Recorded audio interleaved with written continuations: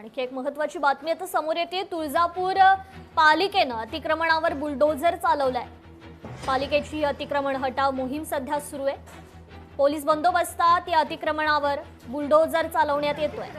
अतिक्रमण हटाव मोहिमेमुळे भाविकांना मात्र मंदिराकडे येण्या-जाण्यासाठी रस्ता मोकळा झाल्यानं भाविकांनी मात्र या अतिक्रमण हटाव मोहिमेचं स्वागत केलेलं आहे।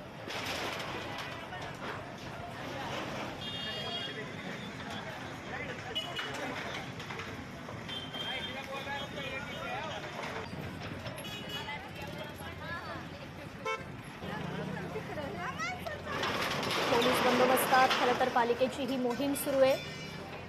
अतिक्रमण हटाव मोहीम या ठिकाणी सुरू आहे।